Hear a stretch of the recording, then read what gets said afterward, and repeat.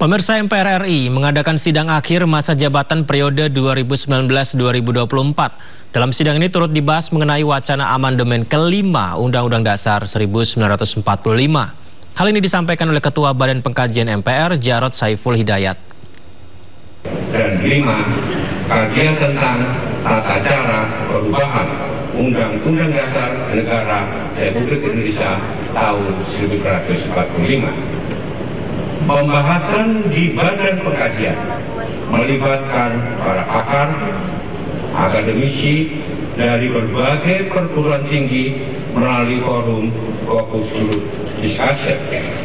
Pembahasan oleh tim perumus Pleno Badan Pengkajian, dan terakhir telah kami laporkan dan dibahas serta disepakati dalam rapat gabungan MPR tanggal 23 September 2024. Pemirsa, rencana amandemen kelima Undang-Undang Dasar 1945 mencuat kembali. Menurut inisiatornya, politisi Partai Golkar Ahmad Doli Kurnia, konstitusi perlu ditata ulang dan disempurnakan, terutama tentang sistem kepemiluan. Namun sebagian pihak masih ragu dan menganggap belum perlu dilakukan amandemen.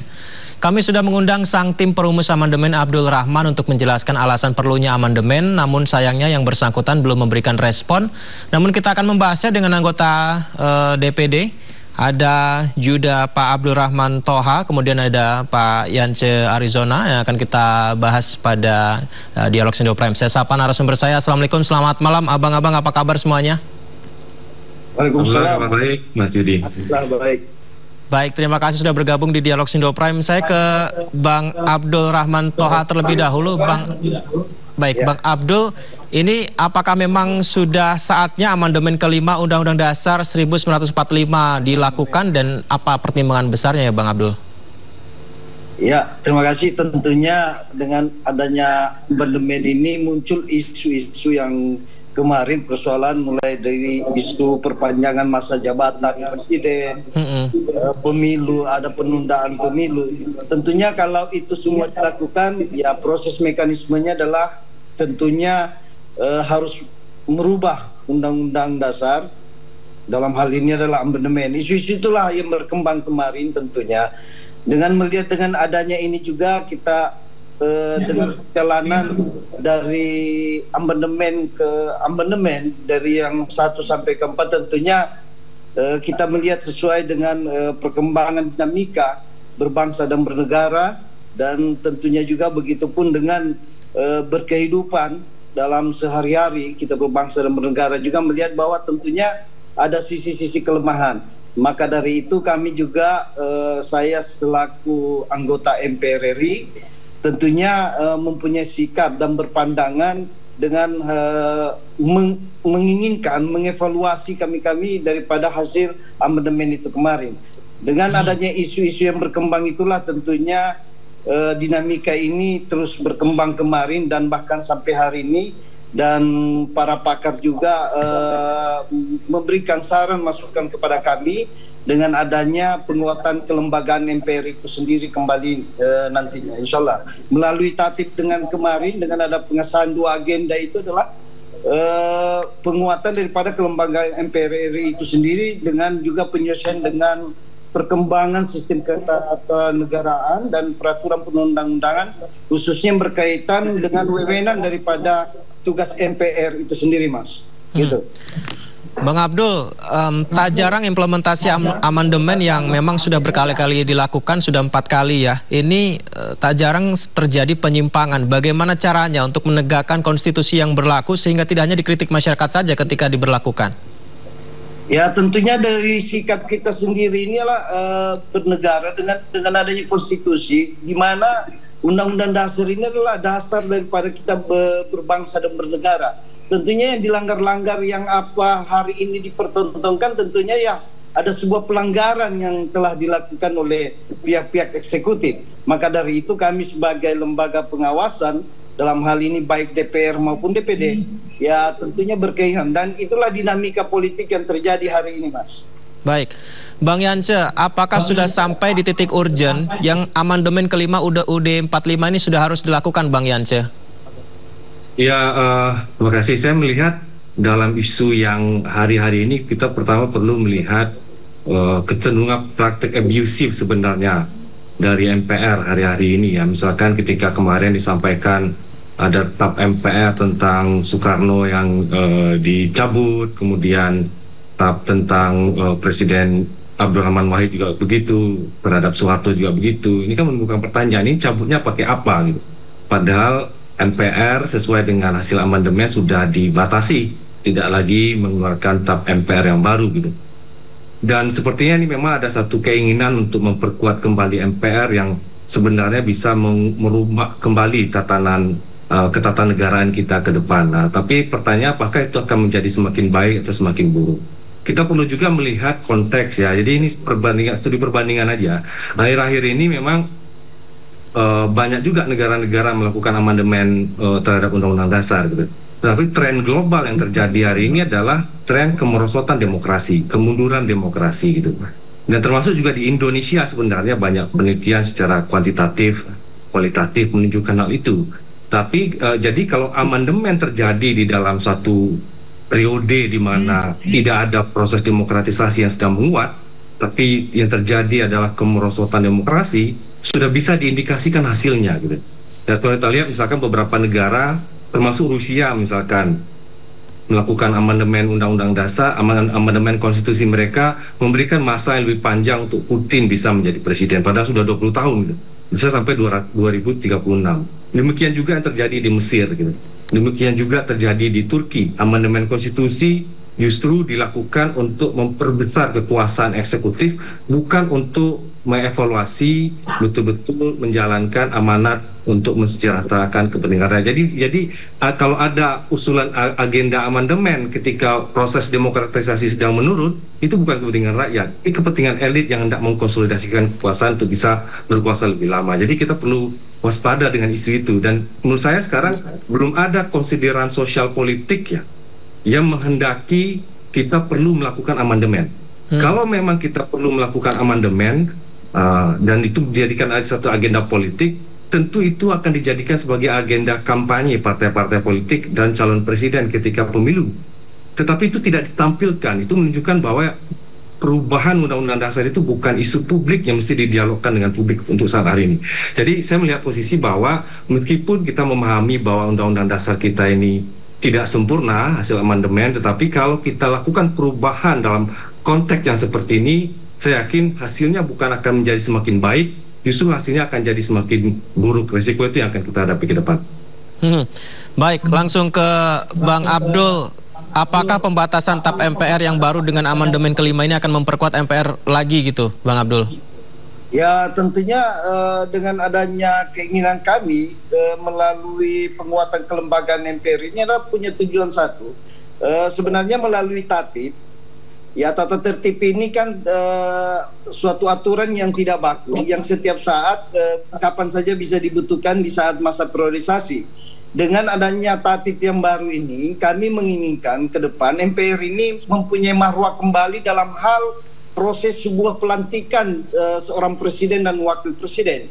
Hari ini yang terjadi kan dengan adanya surat keputusan SK KPU sebagai penyelenggara pemilu, itu kan hanya melalui SK, tetapi presiden dan wakil presiden hanya mengambil mengucapkan sumpah janji di hadapan MPR. Yang semestinya kami yang diberikan amanah Undang-Undang Dasar itu, konstitusi di pasal 3, tentunya yang melakukan pelantikan dengan mengambil sumpah jabatan adalah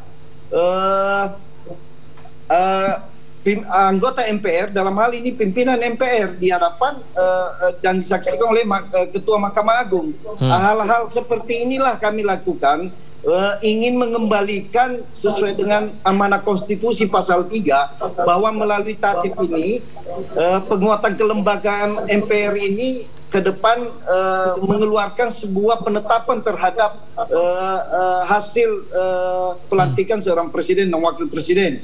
Itu tentunya itu poin yang terpenting, sehingga betul-betul marwah MPR ini mempunyai marwah dan kembali, bukan mempunyai tujuan dalam hal mengamandemen secara keseluruhan. Tentunya ada sebuah perbaikan dari sisi amandemen pertama, kedua sampai keempat.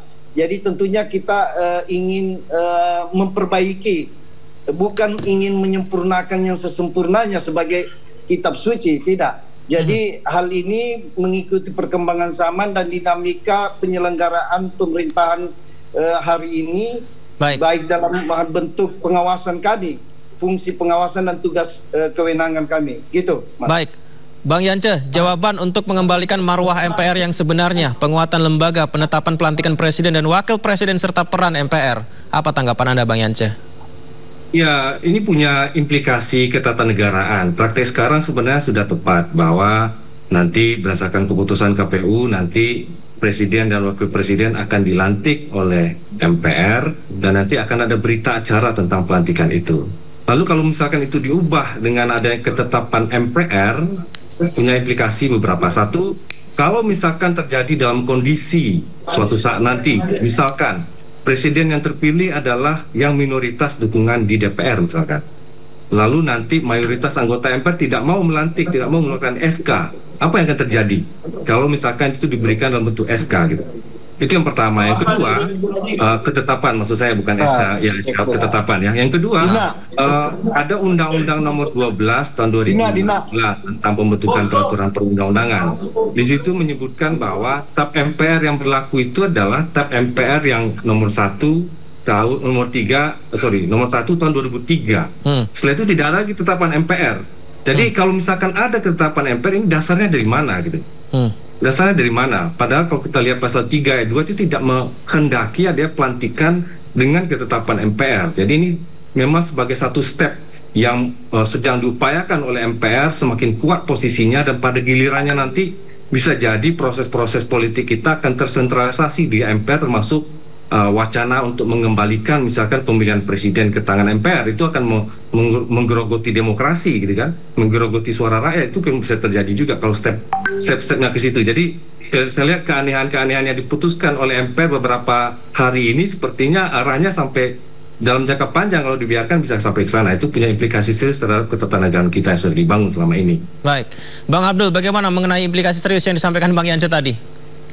Tentunya jangan menspekulasi, Bang. Yang insya Allah kami selaku pengembang amanah, saya selaku anggota DPD dan juga anggota MPR yang hari ini di mana masuk dalam tim perumus, tentunya saya akan menjaga dengan sebaik-baiknya amanah ini.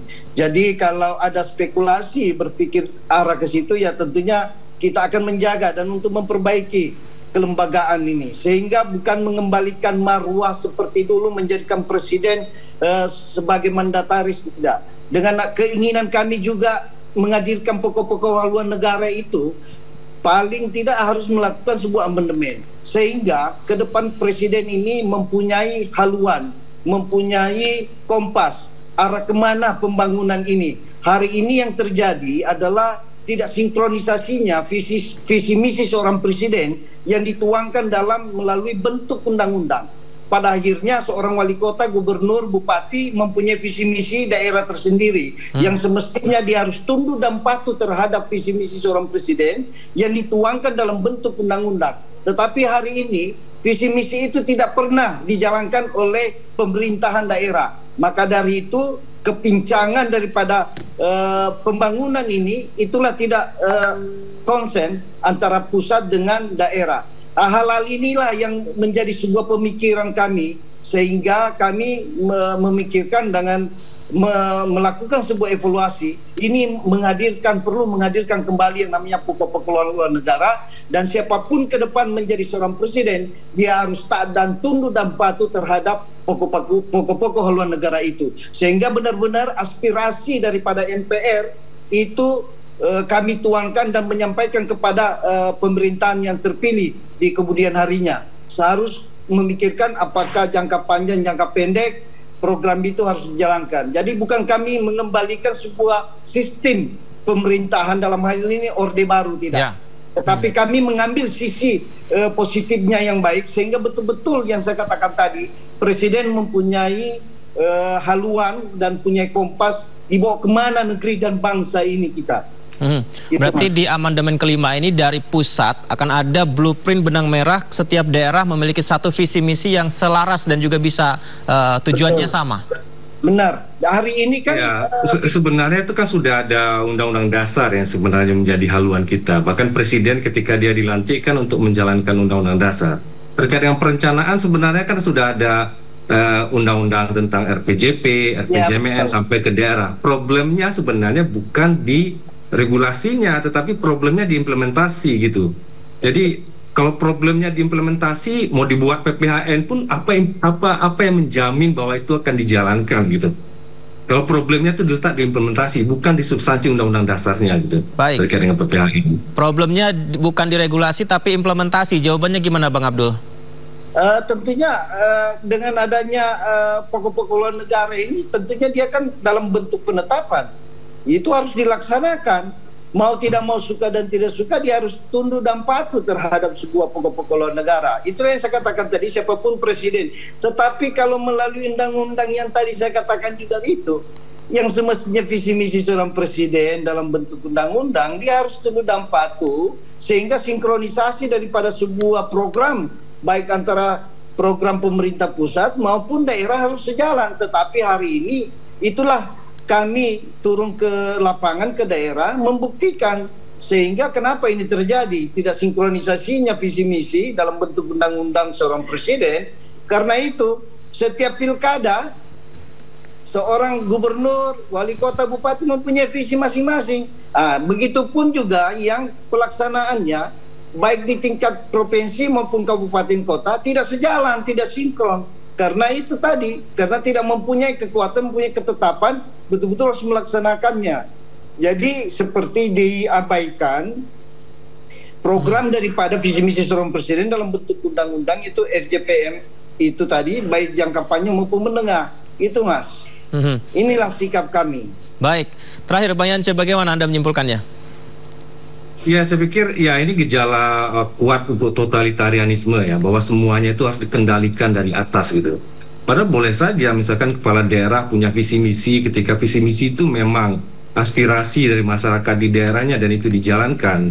Sebenarnya RPJP dan RPJMN kita, rencana pembangunan kita ini juga agak kurang sinkron karena biasanya disusun atas kepentingan pemerintah pusat. Harusnya itu disusun secara berjenjang untuk mengakomodasi kepentingan masyarakat di daerah. Jadi itu soal implementasi sekali lagi ya. Soal implementasinya yang tidak disusun secara partisipatif, demokratis, sehingga ya tidak bisa dijalankan karena memang aspirasi dari pusat dengan masyarakat di daerah itu berbeda. Kebutuhan masyarakat di daerah yang tidak bisa diakomodasi dengan agenda-agenda dari tingkat pusat. Itu yang pertama. Yang kedua, terkait dengan proses amandemen, sekali lagi yang terjadi di banyak negara ketika amandemen terjadi dalam 10-15 tahun terakhir, itu pasti akan membuat konstitusi menjadi lebih buruk karena tren negara-negara sedang mengalami kemerosotan demokrasi. Kalau itu terjadi, saya pikir Indonesia juga akan mengalami hal yang sama. Tidak ada jaminan, tidak ada prakondisi sosial politik yang bisa mengawal proses ini akan proses bisa demokratis. Bahkan kalau kita lihat misalkan dalam ketentuan tentang perubahan undang-undang dasar di undang-undang dasar yang sekarang, tidak ada persoalan partisipasi publik di situ. Bisa saja nanti anggota DPR, MPR secara terbatas gitu ya melakukan perubahan karena tidak ada ketentuan mengenai partisipasi publik. Jadi itu risiko-risiko yang akan mungkin juga terjadi nanti. Sekali lagi berarti ini tidak akan menggerogoti suara rakyat ya Bang Abdul Rahman Toha ya? Ya insya Allah, saya selaku pengembang amanah akan menjaga itu Mas. Baik, saya menitipkan. Insya Allah Bang Yance, kita akan jaga. Baik, saya menitipkan mungkin pesan dari rakyat 3 kata, rakyat ingin sejahtera. Baik, terima kasih Bang Abdul dan juga Bang Yance sudah berdialog di Sindo Prime. Selamat malam, assalamualaikum.